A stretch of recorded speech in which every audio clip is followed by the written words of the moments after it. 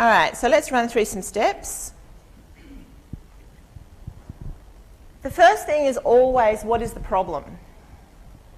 Now, that might seem like a simple thing, but yesterday in Monday's tutorial, I said to them, okay, what's your research topic? And they threw some ideas out, and I went, yeah, but what does that mean? And it was like, yeah, good point. And they would, by the end of it, the research topics that tutorial group have come up with are fascinating. And the same thing will happen with you guys in your tutorials if you're not in that tutorial. But the problem is you can't just say, oh, I'm going to research chairs. Well, good. Is it an empirical problem? Is it a problem about what chairs are, what chairs look like, counting chairs? Empirical. It's something you're looking at. It's a tangible product, a tangible problem, right? So is it that type of problem? Or is it a theoretical problem? You know, out there in the world, the theory is that something you sit on is a chair. Well, that makes a table a chair. So, the theory around what a chair is might be questionable. So then it becomes a theoretical problem. Okay? And a problem that has a method problem in it is one where you think that the process that other researchers have gone through to tell us what a chair is flawed. So it's where you are critiquing others and you're saying the method they used is not the right method. Okay? So you can have different types of problems. You can have a problem that you're like, hey, that's really weird, I'm going to fix that, empirical. You can have a problem which is like the theoretical framework around that. They used interpretivists, but it's actually a critical discourse problem, critical framework problem. So I'm going to do it through a criticalist lens. That's a theory problem. Okay, and then that's a method problem.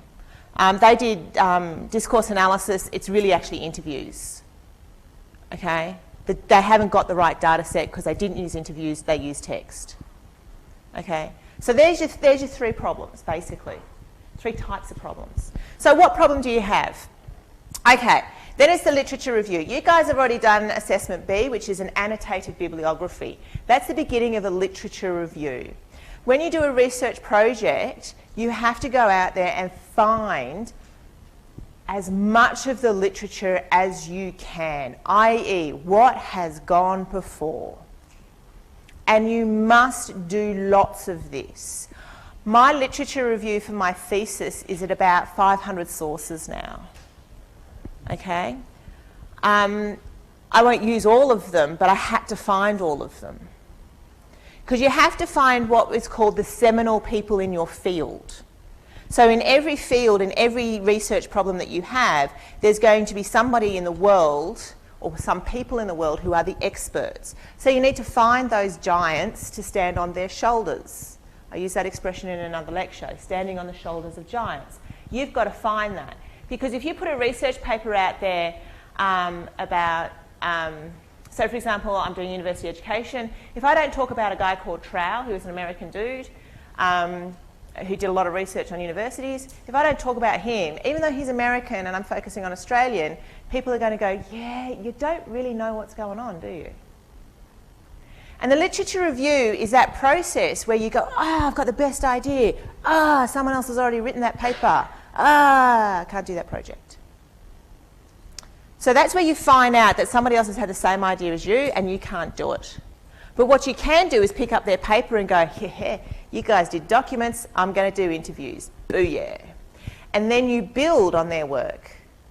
You say, look, when they did it through text, that's what they found, but when I did it through interviews, this is what I found, different truths, but let's see how they work together.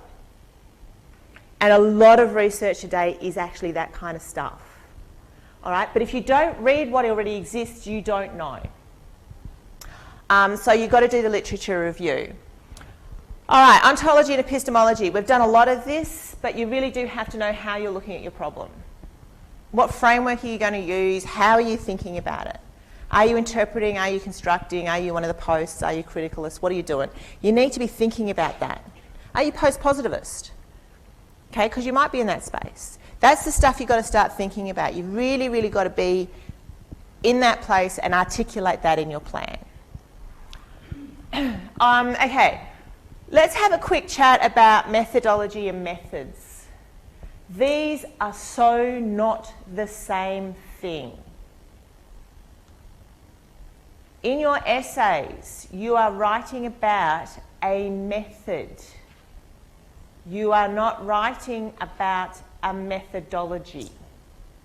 Many of you will get feedback along those lines. Discourse analysis is a little tricky because it can be both.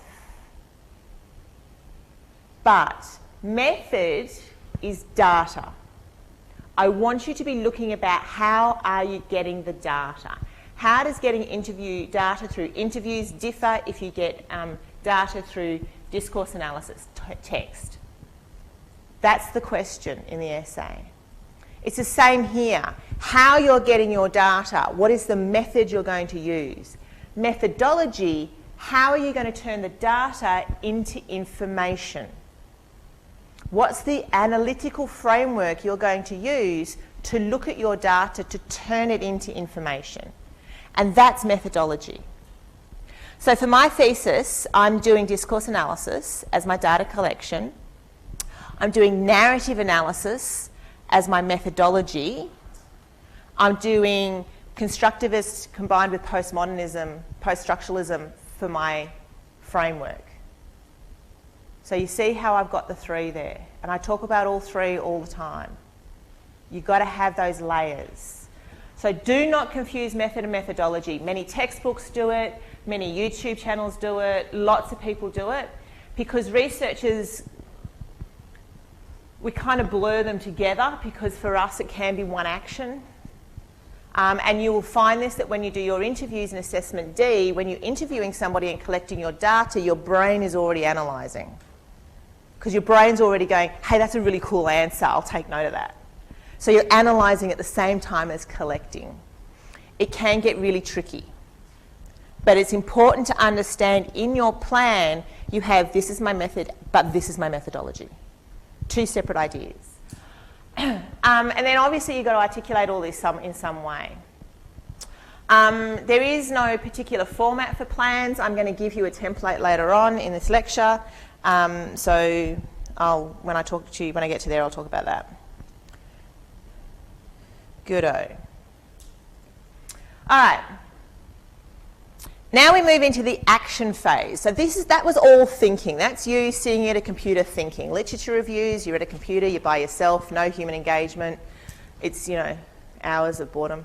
How you're thinking, all that sort of stuff. This is all you.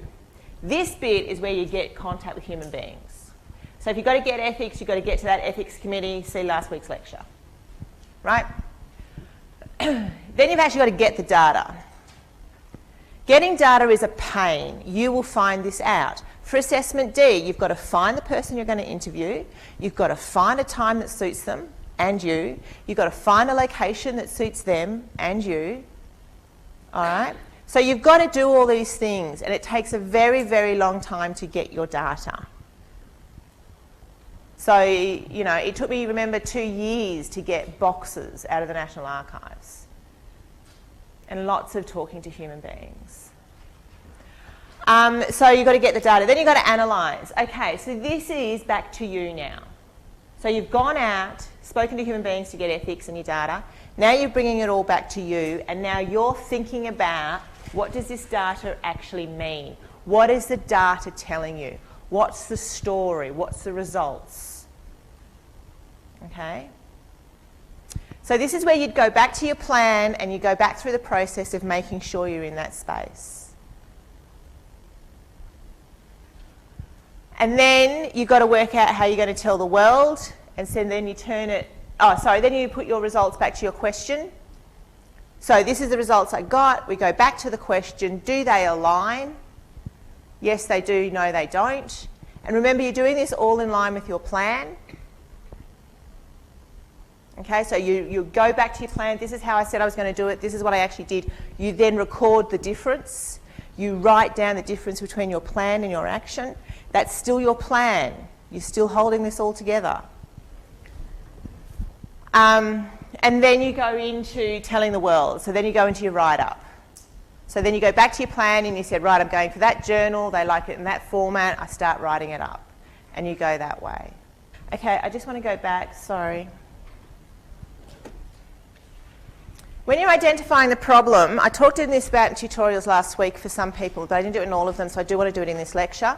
The variables. This is where you define your variables. Now, in your question, there will be the variable, the thing you're looking for, but then there are the things that are on that.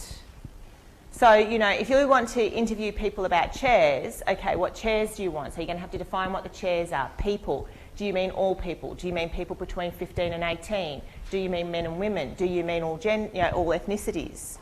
Okay, so you actually have to define what those variables are, and you have to do that in the planning stages. Otherwise, when you start pulling together your interview questions or collecting your data, you're not going to have the right things that you're looking for. My apologies, I should have remembered that. All right, so you've really got to be careful about defining those variables.